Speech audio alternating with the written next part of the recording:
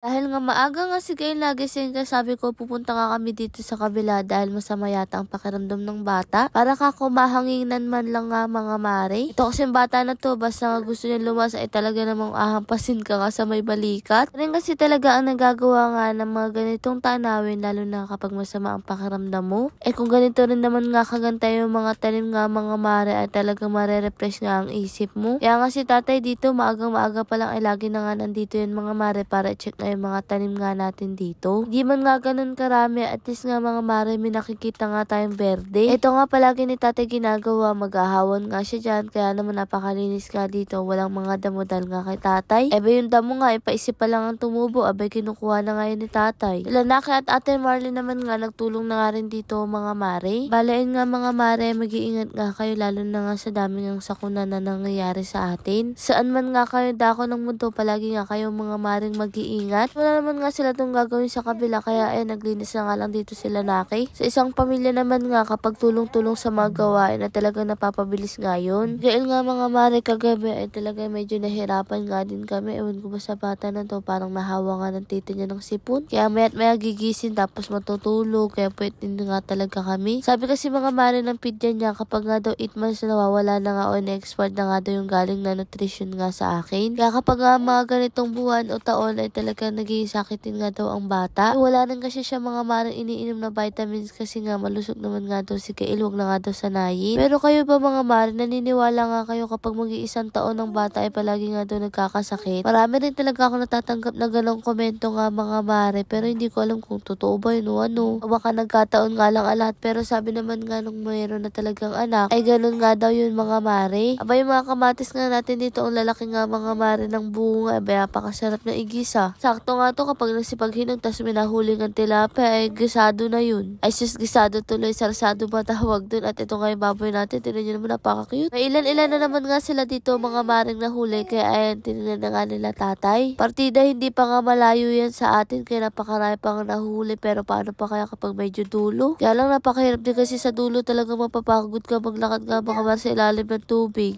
Malalim nga yun. Nagtatanong nga pala kung ano daw lasa nga dito ng isda nga natin, kung hindi ba daw lasang putik, ganyan. Yung mga mare, natural lang lasa lang, isda lang talaga, wala siyang lasang gilig. Mas meron pa nga kami nabili mga mare dun nga sa palengke na lasang gilig, pero ito hindi talaga. O siya, ito nga mga mare, nagising nga si Gail, pinaliguan ko na nga rin pagkatapos, kaya pumunta nga kami dito sa kabila dahil nagmumuryot. Nagkahawaan na nga kami mag-ina, siguro dahil sa pagod at wala akong tulog, kaya ganun nga. Kaya saan ko ipapasyal ko nga muna siya dito para malibang-libang dahil nga presko ang hangin dito. Apakahirap nga yung bata kapag ganito nga mga mare, pero ayan siya, tungtuwa naman nga dito. May nagpapasalamat lang namin kay Gail kapag may sakit siya mga mare, hindi siya yung tipo iyak lang iyak, iniinda ganyan. Kaya lang nga mas malambing nga siya kapag ayaw niya nagpapababa. Kapag naman okay na yung pakiramdam, maglalaro nga ulit, tas maya o di na naman nga okay. Tulad nga nito, nung okay na nga kami dito, ayaw na nga dito mga mare, kaya umuwi na nga rin kami, baka maulanan pa kami. Sakto naman nga pagdaan ko nga dito sa mga talong, dahil palang mga bunga, sabi ko masarap nga itong itorta.